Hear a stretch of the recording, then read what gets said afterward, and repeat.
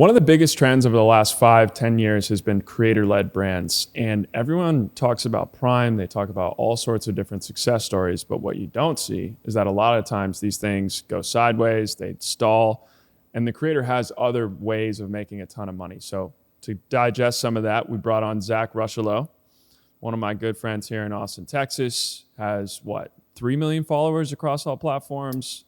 Yeah, I would say that's pretty accurate. Yep. Pretty huge audience, pretty dedicated audience. I Yes. mean, they watch every single thing you do.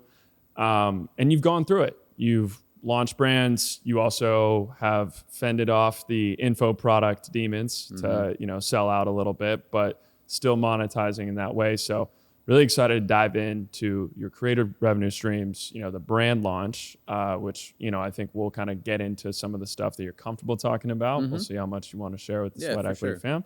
And then also I think, just different creator revenue streams, because a big part of this conversation to me is a physical product the right thing for a creator to launch, or should you launch something else? You obviously have your ebooks that are 100% margin. This is your knowledge, your information.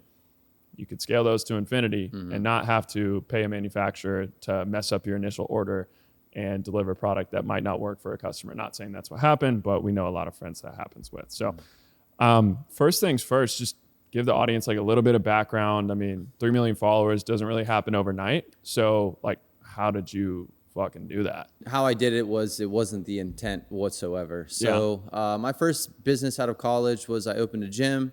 It was highly individualized personal training with a nutrition component. You couldn't do training unless you did nutrition, which created a little bit of a bottleneck, but also ended up being our best marketing because we had everybody walking around with the 100% success rate. Because if you adhere to the nutrition, I mean, you're going through it right now. Just the education phase, you're like, oh, wow.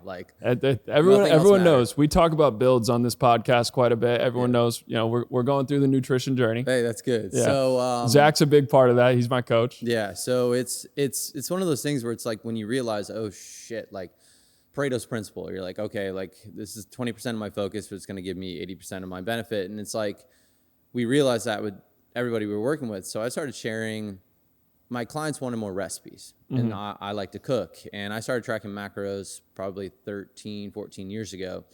And at the time, there was just no recipes online. And I come from a foodie background. I grew up on DiGiorno pizzas, Pop-Tarts, toaster strudels. Yeah, the classics. The classics. If you're an athlete, you like food, you just burn it all off. So right. Once the athletic side of things left, and I was like, okay, well, I want to take care of my health, and I want to have great body composition. I started learning about macros, and I was like, okay, well, I'm not trying to eat all this boring food. And so I was like, okay, the only thing online was hockey puck protein pancake recipes. Awful, terrible. Yeah. So I was like, okay, well, let me actually teach myself how to cook so then I can actually solve my own cravings. And I learned how to cook the high calorie version. And then I would just reverse engineer, take away a few ingredients. Okay, did it come out well? Okay. I have a behavioral economics background, so that's how we would run studies. It's you had control, then you take away one variable, and then that's how you can test things. But if you change too many things, you don't know what worked.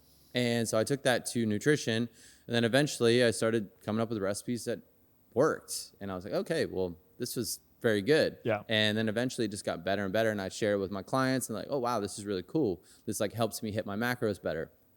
And then fast forward, I started sharing a lot of those recipes online. This is 2017 Instagram. Yeah. And they start to pop off. Videos on Instagram 2017? No, pictures. Pictures. Yeah. Dude, it was easy OG. life back then. Oh, yeah. You could post a picture of a recipe you made and it would get 10,000 likes. Right. And so I was like, okay, they were asking hey, do you have a book? Do you have a recipe book? And so back then, digital recipe books just weren't a thing. There was nothing. And so I had to download some sketchy program and kind of built my own. I didn't have Canva back then. So I built my own recipe book back then. And I was like, all right, let me see if people will actually buy it. And I launched it in September 2017. And by the end of that year, I'd made $100,000. Wow. Just selling a digital recipe And book. how many followers did you have at the time? I think I had at the time, it was 30 or 40,000 followers. 30 or 40,000, and you made 100 racks off of an info product. Yeah, right? That's just that today. That's not happening. Right. Like the ratio of reach to follower. Yeah, because those 30,000 people actually followed you. For right? sure. Versus And they would see your posts. Like right now, like for example, I've been in the game for a long time. So like there's this thing as dead followers. So if somebody has it, like for example, I have a ratio in my head. I don't know if this is true or not, but like that's why I think quality over quantity works 1,000%, because you don't want a terrible ratio of followers to engagement. So if I'm like, okay, I see it as somebody's going to see, they follow you. They're going to see probably like 10 of your posts. And you have a clock from Instagram, like, okay, are they going to engage with one of these posts? If not, we're just going to stop showing your stuff, but they're not going to unfollow. So you have a bunch of followers, but no one's going to see your stuff. Totally. And that's like that's just something I abide by now. But in the beginning, I was just volume. Yeah. And yeah, so I started making more money from my gym. From my online book sales profit than my gym, because I was just reinvesting everything in the gym. Yeah. But I was spending 90% of my day at the gym just building this business, and we were about to open 2 more locations, and I'm like 24 years old at the time. I'm like, I can't do this. So I ended up selling my stake in the company and then going full-time online. And that's when I moved to Austin. What was the first I'd love to get into your journey from like carousels to video. Yeah. You know, like when you pivoted your content strategy, what that impact led to in terms of your growth too. Yeah. So what it was is it would be an initial image and then swipe into a video. Yeah. Those were hitting back in the day. Yeah. Bleacher Report still does it. They'll have like that and image. It's funny how cyclical, like it came back, and that works now. Yeah. But it just made sense to me, where it's like the image just told the story and it was what people are all going to see. Yeah. And then they swipe into the video. Yeah. And then eventually Reels came around and then I changed my style because that's Did that lead to like hyper growth for you? Or like where were you at when Reels came out? It got me out of my comfort zone. So I was anti TikTok for a little while just because my brain was so not that short attention span, quick cuts. But what TikTok did for me was it forced me to grow. Like, cause I film, edit. I'm one-stop shop in regards to if you see a concept of a recipe, I'm filming it all I'm coming up with the recipe. I film it all myself. I edit it all myself. Like that's all me. I outsource everything else because it's like I need to be in the weeds. The most important thing nowadays is understanding the platform, being proud of your work, and being able to iterate in real time, because timing matters. Like I can't be waiting 2 weeks for a piece of content when it's relevant right now. Totally. Yeah. And so it allows me to control that variable, which I've always controlled, and I think it's the most important variable for me to understand. And they're like, oh, you should outsource, and it's like, get an editor. Yeah. But it's like I want to outsource some things that are not so to the detail, because we know how it is on social. It's like the first frame is so important, and there's no one that's going to treat it as important as me. No, and you, which I'm excited to get into a lot of your philosophy on your visual frames, because you clearly have a style. Yeah. And you repeat it over and over and over again, and it just rips every single time, which I think is a lesson for people. It's like, there's some core tenets in framing, right? Like you show the product, or not the product necessarily, but you show the, it's a product. I guess it is the product, like the recipe, and it looks mouth-wateringly good. And then, so that's like the initial thing. You take a bite, you're like, oh, it's so good. Yeah. Let's pause. But, and then, after that, you kind of like list the macros too. And that's that holy shit moment for people where they're like, oh my gosh, like, what's he about to do? And you're like narrating it the whole time. And you're like, yo, I'm about to cook up for y'all. And it's just this rhythmic thing.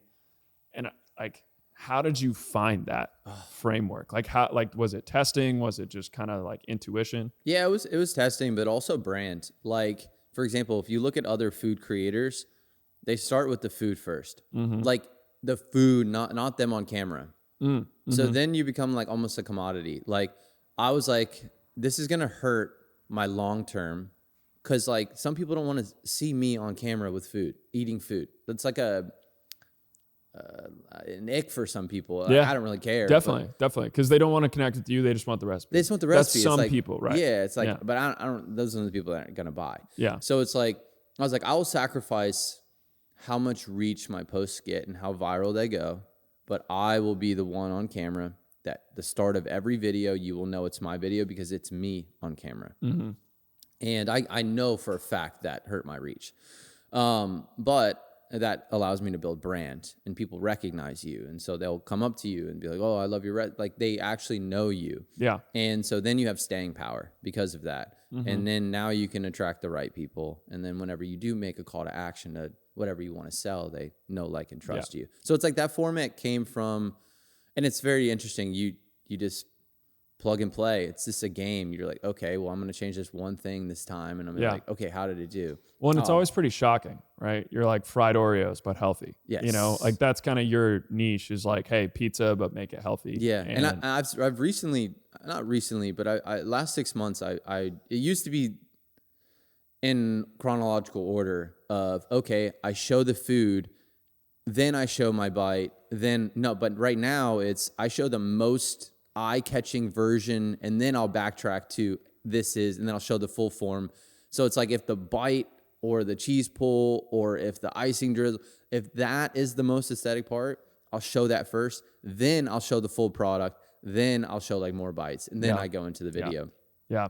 I want to kind of get into the business side a little bit more, because I think you have like a fascinating dynamic to me. I'm just going to give everyone a quick background. So like on the one end, you're a macro level creator, like millions of followers, like have the ability to sell info products.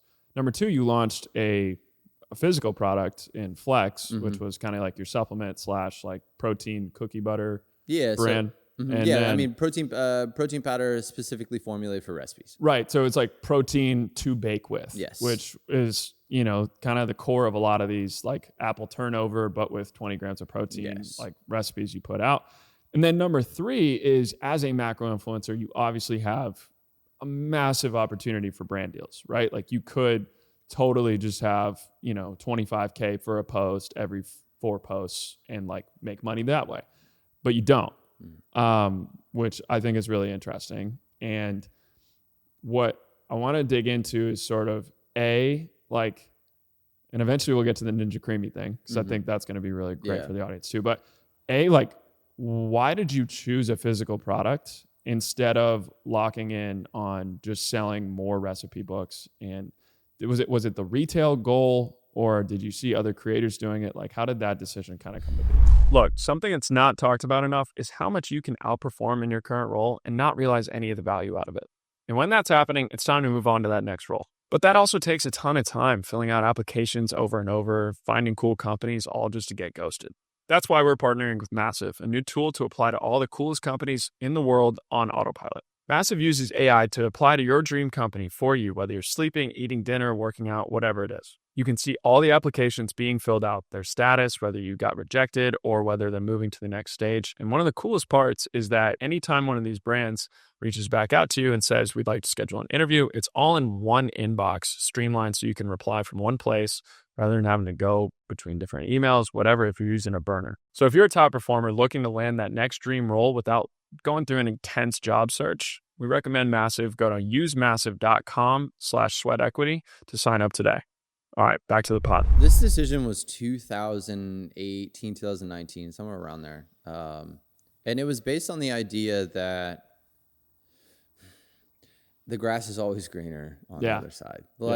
You don't realize how good you have it when you're just ripping a 90% margin product that is all knowledge based. And it's getting people results. It's allowing them to cultivate a skill set that they will have for the rest of their life. Right. It is literally a blueprint. Yeah. And at the time, I don't know, you just don't know what you don't know. And once you launch a physical product, you just can't unknow what you learn in that moment. The idea it'll humble you. It will humble you. The content's no longer the focus. You're focusing on margins, logistics, making sure your packaging, labels, making sure your product gets to your 3PL, making sure whenever the 3PL sends it out, it's not actually beat to shit whenever that's happening. Sealing issues with protein powders where it's we have to half fill our tubs. We have to have oversized tubs because if they're too filled, the top's going to pop off and then people are going to think that their order was messed up. Or you have your manufacturer that says that your stuff's going to get produced on this date. And then they like breadcrumb you for 2-3 months where you just continue to get delayed, and they blame it on China or they blame it on Ireland. They blame business owner problems. Yeah. So it's just like this trickle down effect of whenever I launch my own books, I'm vertically integrated. It's me. Yeah. So if a book doesn't not get published, it's my fault. Yeah. But if the downstream of how many hands it has to touch before a physical product makes it out into the world, it's insane. Mm-hmm. And so for me, if I were to go back, I would have just done so much more work and understanding what was going to happen, or if this is a product that has the margins to even be successful. Because a protein brand, so most supplement companies are not protein first. Mm-hmm. They are protein to get you in the door, and then they sell you all their higher margin products. It's a loss leader. It's a loss leader. Yeah. And my dumbass created a company centered that is around protein. Centered around the loss leader. And so that created a bottleneck in and of itself. And so it's just like, if it sounds too good to be true, dive deeper into it. Sit with it, because it probably. Did you ever get approached by someone like Congo Brands? The guys that like launched Alani Nu and Prime and Lunchly and all this stuff? No. So friends of friends. So yes and no. There was like general interest of like, okay, like but like nothing that materialized. Right. Mainly on my end, I've dropped the ball on a lot of like. Yeah, you're doing all right. Yeah, I'm doing all right. I just I haven't been the best at cultivating relationships and friendships. Like, what I am able to do is a blessing and a curse. Like, I can do everything on my own, so I end up doing it on my own, just because my content and all of that stuff. Like, I've just learned to just figure out things and just do it on my own. Yeah. But I've dropped the ball on many different partnerships where I could have just made my life 10 times easier and built some really cool things, but I've just kind of kept my head down. Speaking of partnerships, let's talk about the Ninja Creami thing. Yeah. Because I think you are not single-handedly, but you caused a lot of the Ninja Creami renaissance. Like, talk about like what came first, chicken or the egg, like their machine versus protein ice cream that you were kind of pushing, or like how did that happen? This is a fun story. So I had a call with big dogs. I mean, their CMO, like literally their whole team. Ninja's like a $50 billion. I mean, they're huge. Yeah, it was huge. Yeah. And we were talking about the Ninja Creami. Yeah, $13 billion company. Yeah, and they're at all-time high. I mean, they've been exploding. They've been ripping. They've been ripping, and good for them.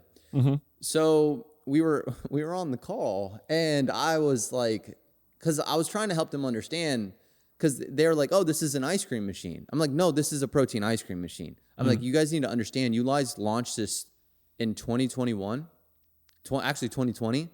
No one bought it for 3 years. You guys had it out. You guys waited for the Paco Jet, which was a $6,000 ice cream machine that used like, it's like a similar blender type technology. They waited for their patent to end, so then they could make this cheaper version. Yeah. So from $6,000 to a $250 machine, brilliant. That's what Ninja does. Yeah. They have a monopoly on anything creating, manufacturing these types of products. They're also a really good product marketing in the modern era team. Yeah. It's been I did a video on them on IG, and it's fascinating how good they are at like value prop. Yeah, they show don't tell. Yes. They show don't tell. They're so good at it. Extremely good at like a 20-second, like you literally learn everything about the product in 20 seconds visually. So they know what they're doing. Yeah, they're phenomenal at it. But when we were on that call, they were they just didn't realize what was happening. And I'm like, I was like, I just need you guys to understand this. This is the first time in history that we've been able to have legit high protein ice cream that tastes like real ice cream ever. Yeah. And your product allows people to do that. And they were just baffled. And I'm like, how does this not register? Mm-hmm. Like, how do you not understand this? And so it was like this insane insight that I'd given them. And we ended up talking more and more and more. but we just couldn't work out a deal that made sense because in hindsight, and this is what messes me up with like brand deals and stuff. It's one of those, it's a weird cycle. It's like, okay, if you want to get a brand deal and you want it to be performance based, it's like, but you want to be organic talking about the product. So if you go too organic talking about the product, you sell too much of the product without any of the back end compensation, because if it's more organic, you're going to sell it, which is the case. If I would have gotten a brand deal from Ninja before I had posted anything about the Ninja Creami, the virality of me selling Ninja Creamies wouldn't have happened. Correct. So it's this weird thing where it's like, okay, you guys know what my plan was. I'm not going to move as many as I did now. Right.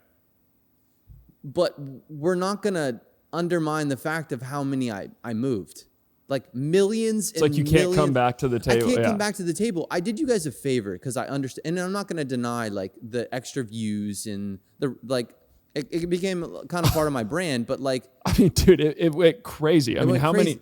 Do you you have a total on the number? Because I mean, one of your pinned posts has 350,000 likes. Yeah. And I mean, that must be like a 10 million view video. Yeah. Like there's gotta be, you're pushing probably what, 100 million plus, 200 million? Multiply that across 25. YouTube, TikTok. Yeah. Multiply that across 25 posts on Instagram. How did they value your impact? Like how did they see it? Were they kind of like, oh, thanks, man? It was the same ignorance that they had towards not understanding that they have like, a protein this would have happened machine. no matter what. Yeah. Yeah. And I'm like, it's unbelievable. And so the offers they give me, not chump change. Yeah. But I'm like, guys, come on now. Yeah. Come on. Like this, I just want you to be the official sponsor of my kitchen across all platforms. Yeah. Which like, putting the Ninja logo and neon sign behind you, like easy money. And it would have just made sense. Yeah. Everybody would have been like, oh yeah, well, duh. Right. Well, duh. That's any decision I make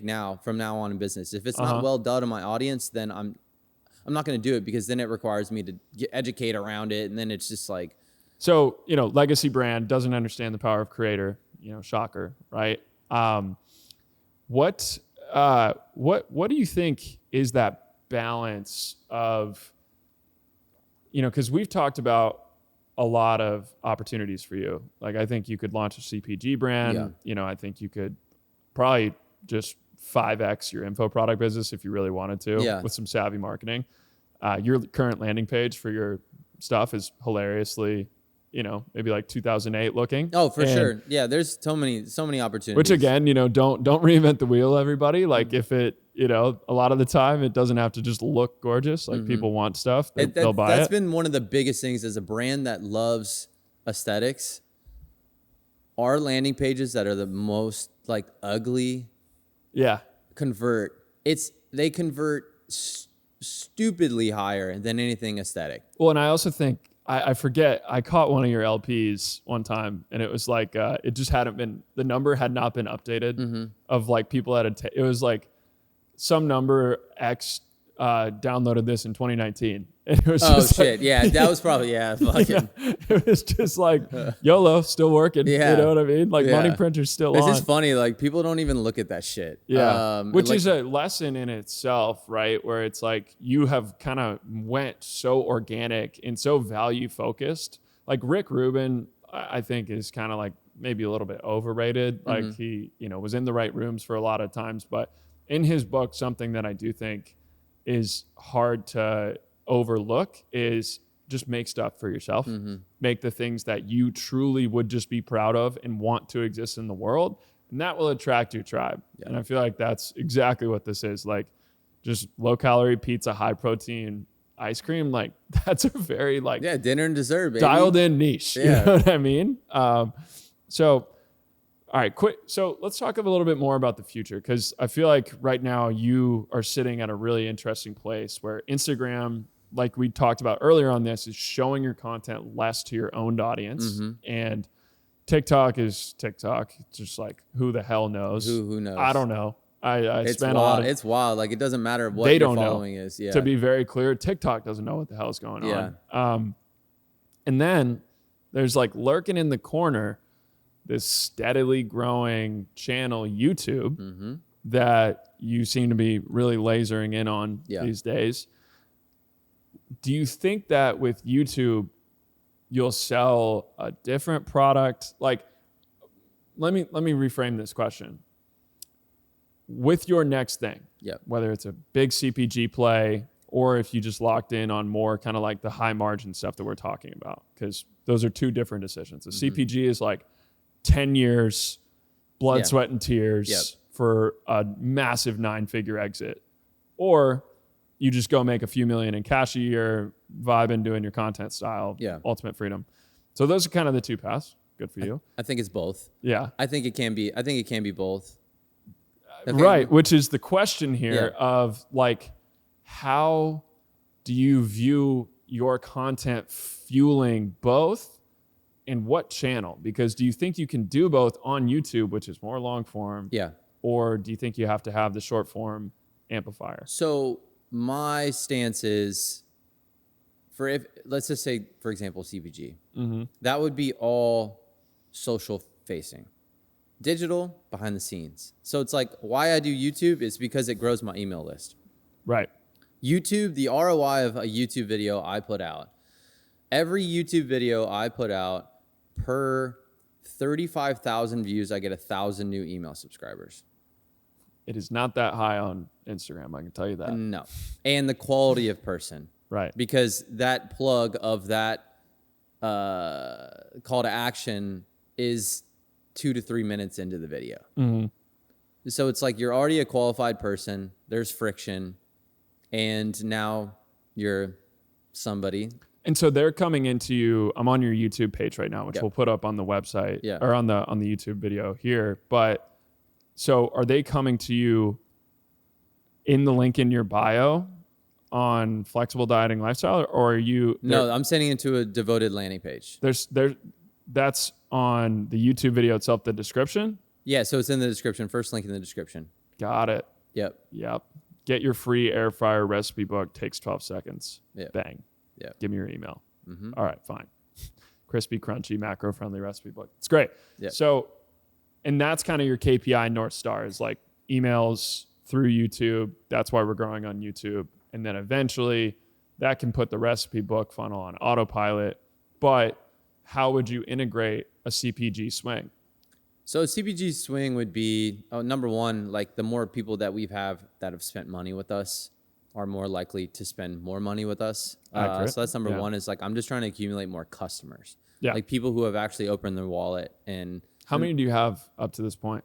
So if we're talking about like actual recipe books, and a lot of my recipe book stuff is I sell almost all or nothing. So it's like, so much of it is people have bought a $99, $149 bundle of all my recipe books. And so we're currently at, I think it's like 16 or 17,000 customers.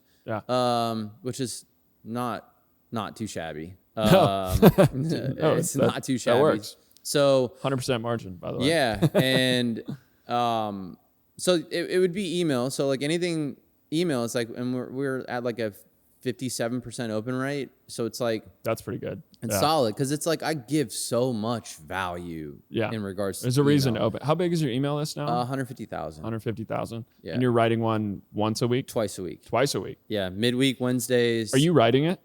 I wrote 2 emails a week for 18 months. And now a lot of that content, we have a hierarchy of how well each one of them did. And we remix a lot of them. Like we'll take some things that were in the newsletter and make it longer for a value email on a Wednesday. So it's like my load has gone down. It's just pause. Actually, I mean, test levels are up. So it's like, we're good. But yeah, so I would say it's going. I mean, the email list, 150. So the idea is like more touch points, more customers, more people that will act whenever I do launch that product. Yeah, it's a trickle down effect of like, how can I get somebody as much value as humanly possible in a short period of time? And I give them enough time to come to that, and it's on autopilot. So for example, you sign up for a free recipe book. I have a drip campaign of for 6 to 8 weeks of my best content of all time that we know is proven that is going to get to you at the perfect time based on your journey. Right. And it's going to give you a ton of value. That's your welcome series? Yeah. And so you're going to get a shit ton of value from that. And then it's like, okay, well, if you want to get anything throughout that whole process, but I don't know, it's long term. Like with the whole brand deal thing, I know we were going to talk about that, but like I've turned down insane amounts of money from brand deals. Yeah. Because as somebody who's been in this game let's just say on Instagram since 2016, 2017, the creator graveyard is robust. For sure. The people who I started with or I looked up to at the time are all gone. They're all gone. They all still have 1 million followers, but they get 1,000 likes on their shit. Yeah. Like, because they sold out. They sold out. Yeah. They sold out. They under monetized, then over monetized. And it's like, oh shit, I have this massive following. I've made no money. Okay, Right. I need to make money now. And it's like, well, you could have just like gradually made a little bit more money. It's not going to go anywhere unless you change. Right. Like well, that's, I think that's one of the nicer things about your business is you sell info, which is a bad word. I mean, you sell courses, but like you're not flexing Lambos. You're not like you're helping people take control of their fitness, and it actually works and changes their life. And it's like a creator should be thinking about, what is the way that I can like actually add value and genuinely help someone rather than, a lot of the course scammers being like, go change your life with, this growth hack that hasn't worked for 6 months. Right. Facts. Yeah. That's like, yeah. That's kind of the standard these days. And I think you probably built most of that goodwill so what was the time frame again, between selling first recipe book? Actually, you sold it pretty early. I did. At 30 to 40,000. Yeah. So yeah, I mean, that makes sense. But I think that the scale came with obviously content first. And I've always thought, first. how do I leave a little bit more? I always want to feel uncomfortable leaving a little bit more on the table. Yeah. Because if I always leave a little bit on the table, everybody's going to feel it. And I just understand the game that I'm playing. I'm almost holding my breath for the best opportunity that's going to come to me. And then I'm like, oh, this is my shit. Yeah. I have an idea. I'm pretty confident I've had that come to me, and that'll come to fruition here soon. Yeah. But like my whole idea was, how do I buy time, continue to build audience, provide enough value to where when I find my shit that's like, oh, this is like the thing that I'm going to devote my life to, and I want this to be my legacy. This is what everybody's going to know me for. Then I have that conviction. I just haven't had anything that I'm like, oh, I have the utmost conviction that this meets the criteria of I love it. I believe that I can uniquely create it at scale and provide a shit ton of value. We have the built-in margins to where we can actually build a legitimate business that we can now take profits, reinvest like insane amounts to just continue to snowball and provide more value. And then I have conviction that this could lead to an outcome that allows me to be financially free. So it's like when that punches me in the face, I now have an audience that will love that. Right. That will be so grateful for it. And I've just always had the mindset of like, how do I just continue to grow and build a bigger TAM and like move this industry forward to where more people understand the value of dual purpose cooking, which is enjoying it and actually getting fed. Yeah. So, and that's, I mean, it's so obvious where the CPG side of that goes is, macro friendly something. Yeah. But I want to get into your ad account because you're currently running 6 ads, right? They're all like, I mean, some of these are a minute and a half of just like of just food. Dude, what's crazy is that minute and a half one rips. Is that the printing one? Yeah, that one prints. Yeah. And it's like, for someone that has such a massive volume of content, it's interesting that we're only running 6 ads. So like, do you even staff a team or like you just have one guy, right? Kind of like running these? Yeah, pretty much. Yeah, he runs them and I create them. Yeah. And would you ever like want to change that? And, oh like, yeah, for sure. Money? We're in the process. Like we need, it's kind of like, okay, build this into your calendar. It's like, can you get me a couple new videos that we can now, Because you're getting a really healthy return, but Yeah. you're not spending a ton, right? Yeah, we're spending $1,600 a day. Yeah, and it's like, there's like you said, this is a really big TAM. Yeah. I mean, the health and wellness stuff. It's interesting. We're like, both trying to create content on the internet. I'm sure you've noticed, like, one of the cheat codes to going viral is talking about running or just health and wellness these days. Yeah. Like, that's all anyone ever wants to consume. It seems like I'm seeing the threshold for interesting viral content is so low on the health and wellness world. Whereas if you want to talk about, maybe fashion is like probably a comparable one where fashion is typically something you can get a lot of eyeballs on. But I think if you just talk about like, I've seen this account Fit Insider recently blow up, and like, dude, nothing they're talking about is groundbreaking. No, it's just news, regurgitating. Health and wellness news aggregation through video. And so the reason I say that is like, you're kind of just sitting on health and wellness gold mine with a lot of stuff. But yeah, by all means, I am not optimized whatsoever.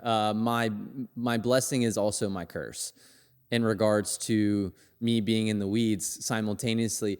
I just believe that I care about this more than anybody else. Yeah. And I've just had this hypothesis that I've seen it play out so many times where it's like the creator graveyard comes from people outsourcing the thing of reason why people follow them. Yeah. And then they start treating it more like a business and then people feel it and they can see it. Yeah. And I can see it in their content. I'm like, it's not because the algorithm didn't like you. It's your content started to suck. It changed. It changed. Like you fundamentally forgot or it just stayed the same and people want to see the journey and the progression. If you look at my first post to where now you see my production value, it's gone up. It's absurd. Yeah. And so it's like, I've just learned throughout this whole process. So not only am I learning how to, my recipes are innovating, I'm innovating in how I package it as well. Yeah. And so for sure, I mean, the end goal of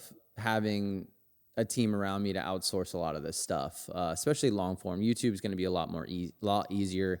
I was literally texting with you yesterday about finding an editor to help with ads. Yeah. And like with ads, like I want my ads to be something that you won't even ever see on my page. Yeah. Like an ad where it's like, oh, this is just a new piece of content I'm seeing from Zach. Totally. And so if I don't have enough ad creative, then it's just like this, like it's a very similar ad all the time. Well, and sometimes it's like if it's working well, like, and it's just kind of funding everything else, there's not really a need to push that much scale to it. And one thing that I've noticed that if you're somebody like me who's a creator that wants to run ads, it's a blessing and a curse. So one thing you need to keep in mind is in how you run your ads.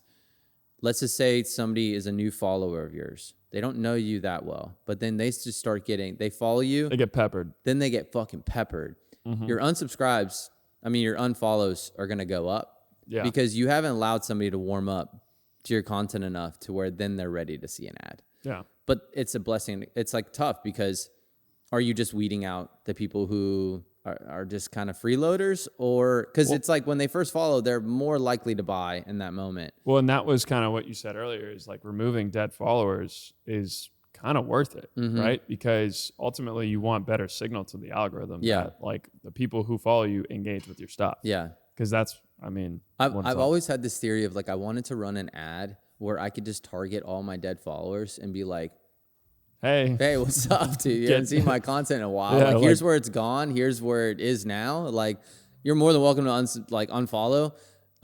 So then I just improve my ratio, but then I might get some people to engage again. I don't know how I'm like, at least I'm in 2023 of your content right now. Like just trying to scroll back and like, cause you mentioned, like your production quality. And I was like trying to find where it was not good. It's been fire for a long time.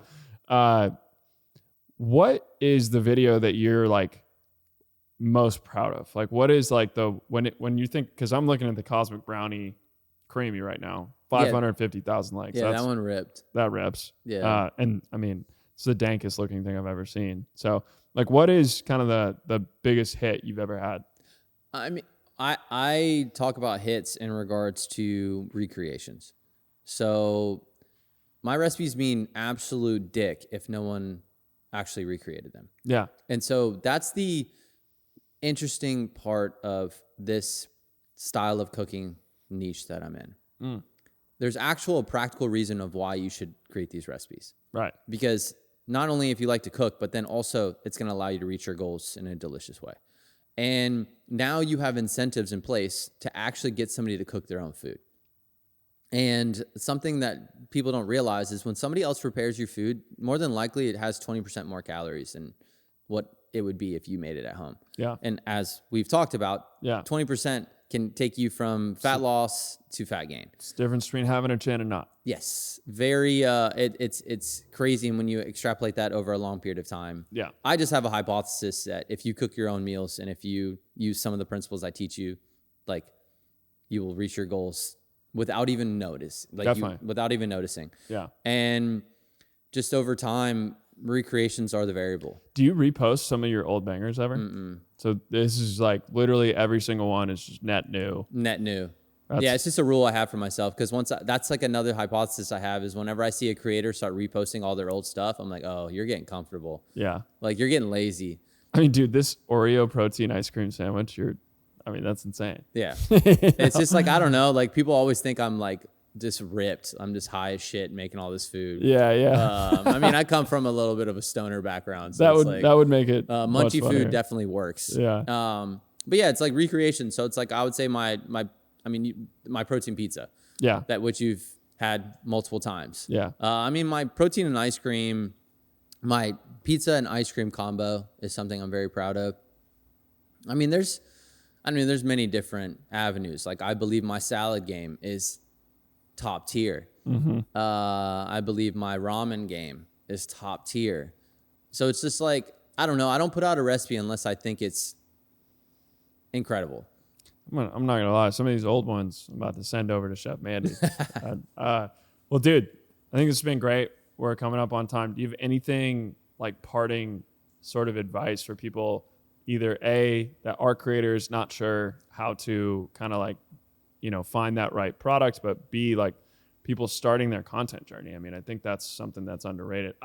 Hopefully they got from this video that like you find a niche, you deliver insane levels of value, and you do things that like are within, who you are, right? Like you wanted to be jacked, you wanted to eat well, you grew up on DiGiorno and ice cream, and so you created those things healthy that were sustainable for you to enjoy for your life. Ended up finding that a lot of other people wanted that too. For sure. So like how would someone like kind of find their kind of zone with content? So I think there's a happy medium in regards to when you create content, create the thing you want to create a couple different variations of that. Obviously study other people that you like, kind of get inspiration from them, find your own little, because back when I started macro-friendly cooking, there was literally, I was by myself. There was nobody. And now it's all over the internet now. Yeah. Like, and if I follow one of these new creators, I get a DM within 2 minutes afterwards. It's like, oh my God, it's the OG. Like I started cooking. It's like, it's so cool. It's weird being called the OG, but it's like, it's a natural progression. Yeah, it's dope. Live long enough to see yourself become the OG. I know, it's wild. Yeah. But I would say just the analytics are the analytics. Like look at what works and what doesn't. And if you really enjoy making a style of content, it actually worked, the grass is not greener. Lean into that style over and over and over again. Don't post the same shit, but there's a framework to it. It's like, oh, don't post, okay, if the pizza recipe worked, just do pizza. It's like, no, that's not what I'm talking about. I'm talking about like the narrow focus of like, what's the value proposition? You need to make it large enough to where you're not just pigeonholed as just this one thing. But I would just say like the data's right there. If it worked, don't get distracted and be like trying to be everything to everyone. When I started cooking, my recipe videos took off, but then I was like, man, but like I know how to teach people how to have this relationship with food and lifestyle design with their nutrition. And like, I wanted to be a coach as well. And then I started to dilute my content. And what happened once I got rid of all that stuff and I just went back to recipes, it just started to rip again. Yeah. So it's just like, there's going to be these moments where it's going to try and drag you away from the thing. And then also in regards to monetizing your brand, if people aren't asking for it, don't create it. It's not what you want to create or what you think they want. are you getting DMs? Are people commenting? Are they asking? Do not create a recipe book until somebody's asking you for a recipe book. Until your comments are like, hey, do you have a recipe book? Or you're getting DMs about your recipe book. Yeah. If not, then keep going. Just keep going, because the ask isn't there yet. You haven't provided enough value to where people actually want the thing. Yeah. And until you're getting those questions of, do you have a service? Do you coach? Or any of these things, based on the content that you're providing. If the value you're providing, there isn't this natural progression where people want more of it and they want to pay for it, you haven't provided enough value yet. Yeah. You're a commodity. There's a really interesting dynamic there, I think, because on the one hand, you're right. It's like if, say you're an apparel brand. I have this one that I've worked with in the past, Collars & Co. They have like a really stiff collar. It's like dress collar for a golf polo. Okay. And what I've seen him do since we started working together is expand into resort wear and kind of leisure wear, where he's got now like these vibey linen shirts, right? Really, distant from his original like Shark Tank product. But product expansion for him has been, to take him from 10 million to 50 million a year. And that is, like, I don't know if he necessarily was getting the DMs or the comments on his stuff. But he had proof of concept. Also had the intuition of like, oh, my customers like this. Let me take a, reasonable bet that they buy these from someone else, Like right now, someone's buying a recipe book from you, and then they're buying kind of like similar to what you thought of with Flex, where it's like, well, buy the recipe book, but also buy these ingredients. You just chose the hardest category ever, which is protein. Facts. Facts. We're seeing right now, I think, this protein flour, or just like there's a variety of different things. Maybe, I don't know, man, maybe you should have done like a non-stick spray or something like that. Yeah. Some when incredibly I think about it, yeah, if there was built-in margin, I would have, and then cheap to ship, like all of that kind of stuff. Because at that point, you're integrating it into everything. It's in every recipe you've ever made. And that was with the protein, where it was just like the biggest thing was my recipes never came out like, because, for example, like 90% of the market is just a whey concentrate or a whey protein isolate. Yeah. A whey casein blend is what's going to lead to the best outcome for baking.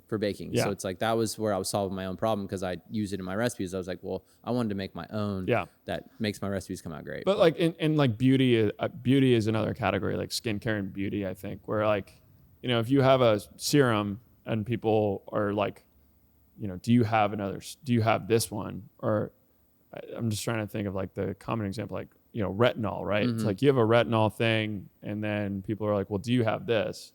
It's a very obvious signal for product expansion, but you also need to make sure you're on top of trends and seeing like, how do I capture more of that customer? Yeah. But, yeah. Oh, back to the collar example. So I think that he had proof of concept with the collar, and it was like, okay, where could we put this collar and other things that people wear? Because the collar is the big pain point. Right. And like, okay, well, other outfits or things that I would wear need to have this collar as well. So he had proof of concept in that realm. Well, and if they're wearing the collar, then they're going to want the pants. Yes. Like Facts. they're going to want the shorts to go with the collar. And, I think the natural expansion there. Yeah. But he had already had brand Absolutely. and customer base. Right. I'm talking to somebody that's Just never made started. their first dollar on social media. 300 followers selling the recipe book. Mm-hmm. Yeah. Well, dude, that was fun. Yeah. That was great. At the flexible dieting lifestyle. Yeah, if I were to go back to the inception of the brand, I would have definitely found there was prime real estate back then to find better. There was crazy names. real estate in the handles back in 2017. I'm sure. Yeah, probably could have had @flex, but all good. Well, dude, thanks for coming on. Of course, man. I think that was probably super valuable for everybody. I hope so. Go subscribe to Zach's channel. He needs all the help he can get, clearly. And definitely subscribe to Sweat Equity if you enjoyed this one. But we'll catch y'all next week.